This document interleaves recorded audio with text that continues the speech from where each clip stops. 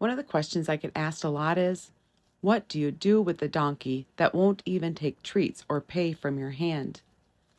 Because for a lot of people, that feels hopeless. Like, how am I supposed to gentle them if they won't even come up to eat? But Richard wouldn't even eat if I was standing in the pen with him. Sometimes he would take a few bites and then completely freeze. No movement, no eating, no curiosity. Almost like he disappeared inside of himself. Now, we kept trying to do this for months with him, and we would get improvement, but it was never consistent. It stayed this way for months. It seems like this is all about food, but really, it's not. At the beginning, Richard had almost no curiosity toward me at all. He would stand as far away as possible, and even when I was offering food at the time, he often wouldn't eat if I was in the pen. Sometimes he would start eating and then suddenly stop and freeze again. One of the biggest things that Richard taught me early on was that this really wasn't about food. It was about whether he felt safe enough to stay mentally present. Because the more fearful a donkey is, the less curiosity they usually have. And if they truly feel unsafe, food stops mattering. At that point, they're thinking about survival, not oats, not treats, not bonding, just survival. Then the question becomes, how do I help my donkey feel safe? Instead of focusing, how do I get him to take treats, I start focusing on, how do I help him feel safe enough to stay or become curious? At first, that meant simply helping him get comfortable eating near me. There were times I could get him to eat oats between my feet while I sat quietly in a chair. But even with that, Richard was not consistent. One day he would do well, and the next day he was too nervous again. And that inconsistency can really discourage people because it feels like all of your progress has disappeared.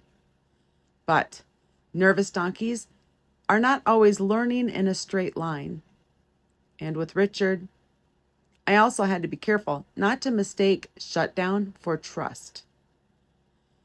Because just because a donkey stands still does not mean they feel safe.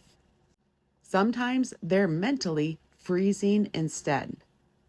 And I didn't want Richard learning that the answer to pressure was to disappear inside of himself. I wanted him learning how to cope, think, and stay present. So I started paying attention to the teeny tiny signs of relaxation. A blink, an ear twitch, a softer expression. And when I saw those moments, that is what I rewarded, not shut down. I rewarded any sign of relaxation. Clear communication is the key to success. Eventually, I was able to halter Richard, and I started to introduce leading. But he didn't feel like a willing participant. At first, his way of coping was mostly going into an internal freezing mode. But later on, avoidance started showing up differently. Instead of mentally disappearing, he would try leaving the question completely. So to help him understand my intention more clearly, I started introducing groundwork. Simple things like clearing the front and building a circle, and then moving the hind end in small amounts.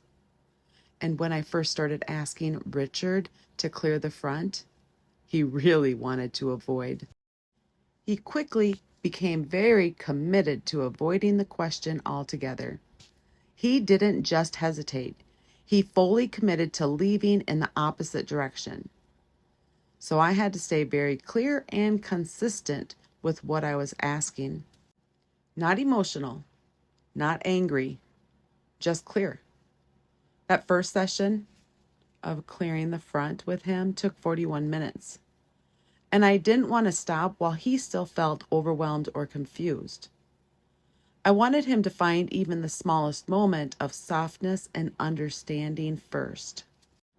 And once he started understanding my intention more clearly, something started changing emotionally too.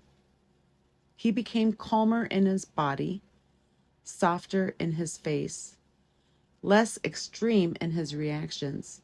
He no longer wanted to leave as much. And little by little, curiosity, I'd like to say it started coming back, but really, it started to be created.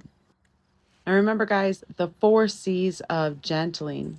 The first C is curiosity. The second C is connection. The third C is clarity. And the fourth C is cooperation. So now curiosity has started forming. Dan and I both started noticing Richard becoming more curious. He would look at me or Dan more thoughtfully, more engaged, less shut down.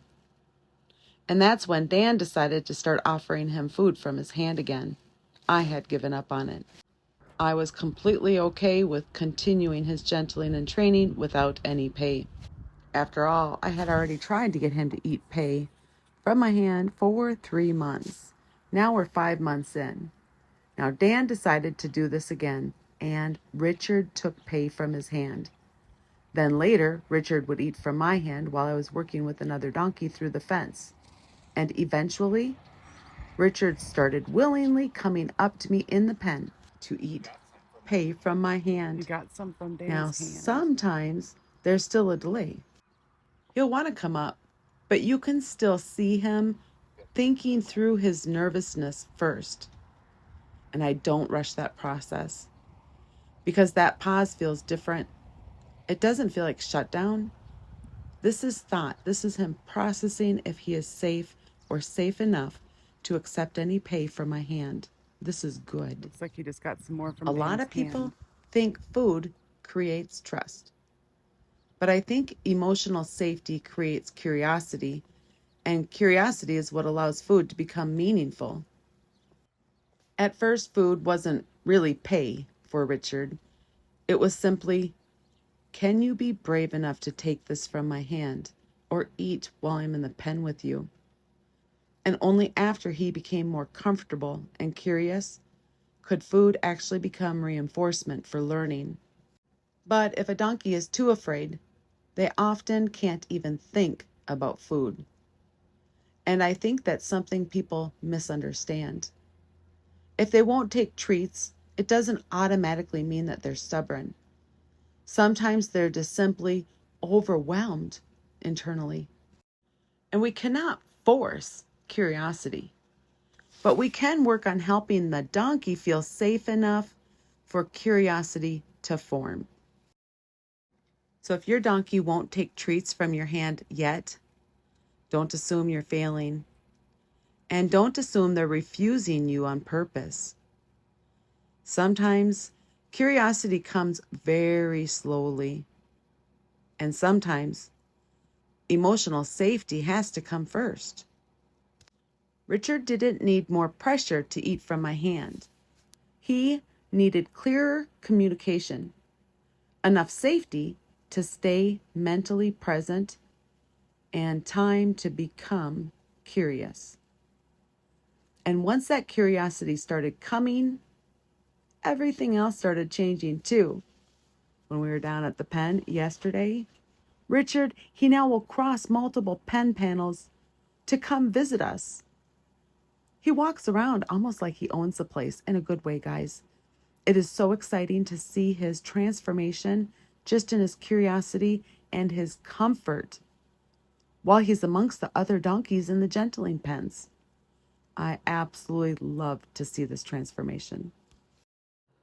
If you made it all the way through this video, you're probably somebody who really wants to understand what's going on with their donkey and not just forcing them through things. If you want more in-depth training videos and more of the thought process behind what I'm doing and why I'm doing it during these sessions, I do have memberships available here on the channel. And if you want more personalized help, I also offer coaching. All of the information is down below in the description. Fear can shut down curiosity for a long time, but with clarity, patience, and enough safety, curiosity can develop. Thanks for watching.